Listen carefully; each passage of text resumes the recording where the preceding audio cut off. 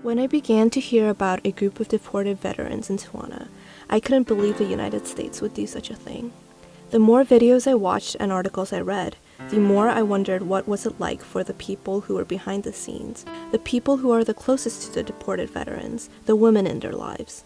As a daughter of a veteran, I wondered what led this group of American women who have the freedom to cross the border to choose to stand by their partners in Tijuana. I wondered how they felt going through something like this with someone they loved, so I decided to ask them their experiences.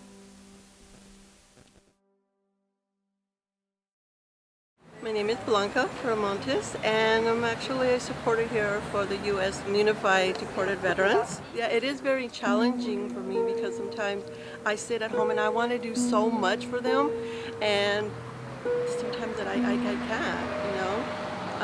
Robert is busy, like I said, in this group, in that group, and then I hardly see him. He's like 24/7. It's not easy. We're so accustomed of living in the U.S., and then living here is totally different. It's so hard because you never know what kind of state of mind they're going to be in. You know, I'll read Facebook and somebody is going through, you know, something really bad, you know, and the things that they say, and then you see them again. Oh wow, you know, I was going through a moment there. You know, I crossed that border and I'm driving, you know, whether to visit family or, and I go, man, I wish he was here by my side, you know, doing the same thing I'm doing over there. It's totally different when you cross the border. Then and then I'm over there, and then I want to come back because I want to be with him. You know, I hate to leave him by himself because there's times where he tells me, I wish I was over there. At least walk the streets that I once walked before, or visit family, or even going to the cemetery and visiting my mom and dad. At the end of the day, they're there and they're wondering, why me?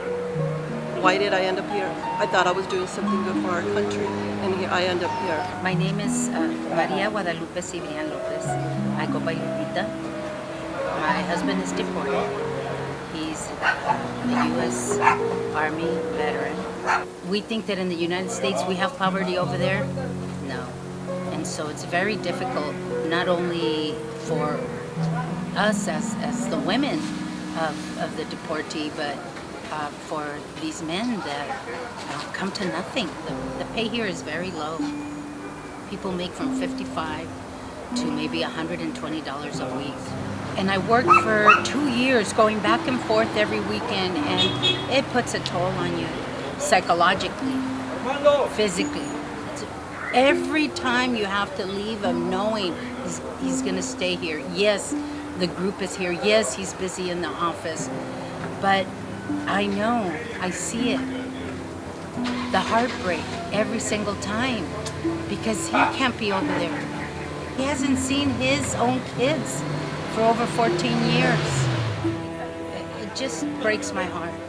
A lot of women that are connected to the military really know how it is because they don't get to be with their men for a year, sometimes 6 months, sometimes longer.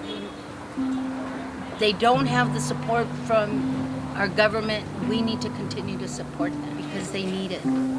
Because they were abandoned by the government that they swore to protect, and then to be thrown away.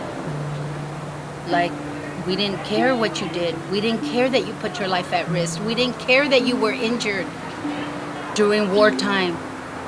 We didn't care that you're damaged. We're going to do the rally for reclaiming Armistice Day. So instead of being war and thinking of war, we're thinking of peace, bringing peace. What we're going to do is we're going to be out there rallying between the cars that are going back to the United States, sending that message back to them that we're also here. We're deported, but we're still here, supporting the United States, supporting veterans, and it's bringing them back. They were willing to put their lives on the line, risk their lives for our freedom, for our rights. They need to be back home, in the country they served and defended.